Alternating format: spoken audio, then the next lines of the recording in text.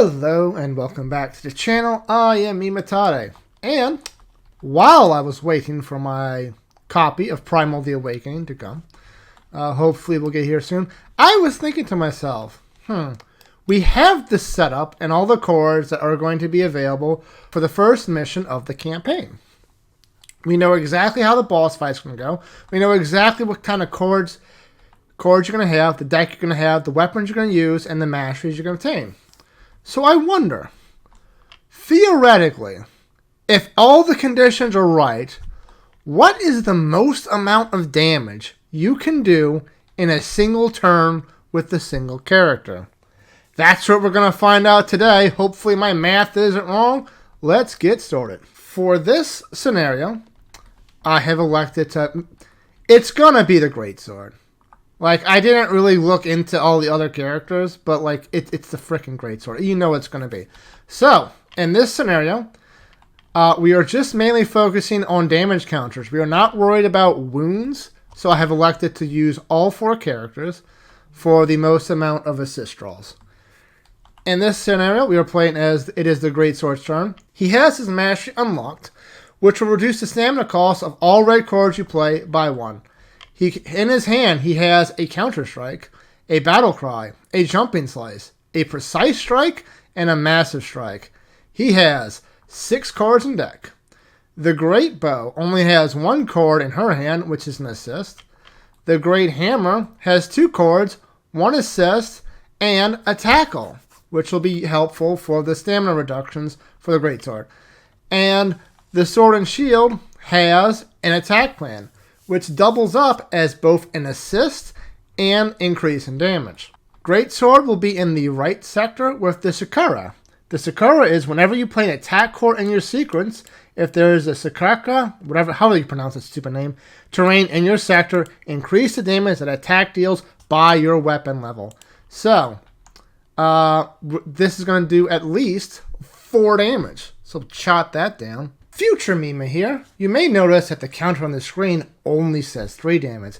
That's because we're going to do the damage for the Cicada with the final attack, the Massive Strike, a little bit later because of a sequence I forgot. Future Mima here, I realized during editing that I had doubled up all the Cicada damage. So, while the damage counter is going to be going up and up as if the 3 damage is base, at the end, we're going to subtract the 3 damage to make sure we're not over-damaging it.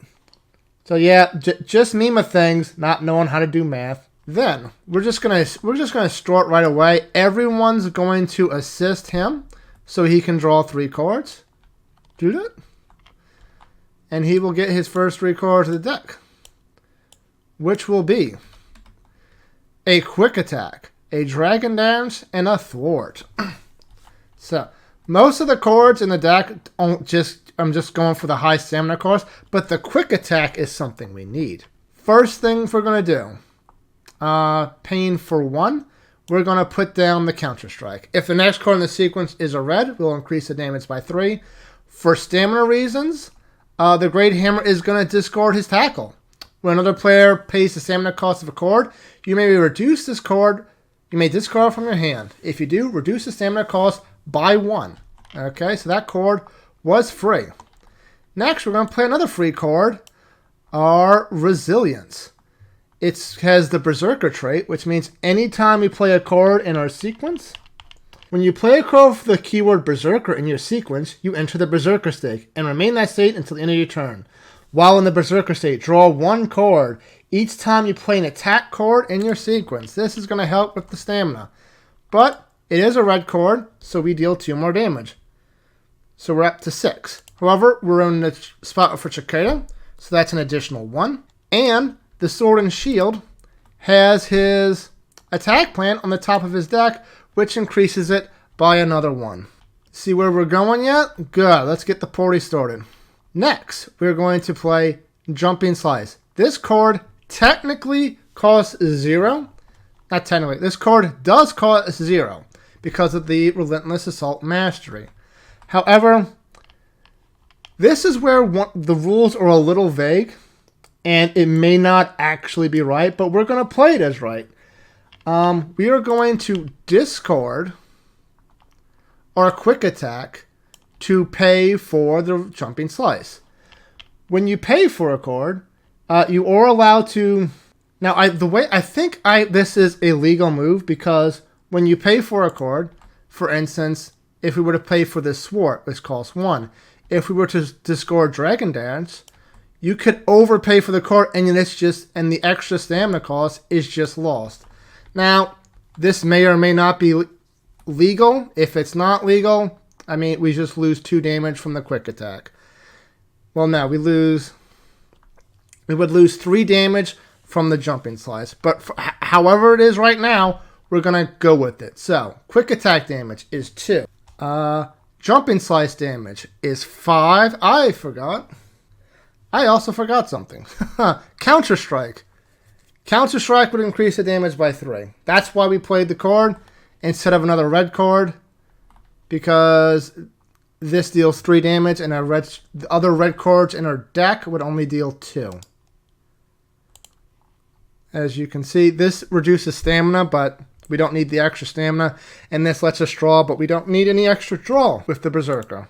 We also get +1 damage for the Cicada, +1 damage because of the Sword and Shield card. And we played double red into our sequence, so we get +2 for our weapon, which is...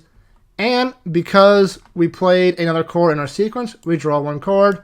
We're just using this for the stamina cost. Next then, we will play Precise Strike. This costs 2. We will discard this card to pay for it.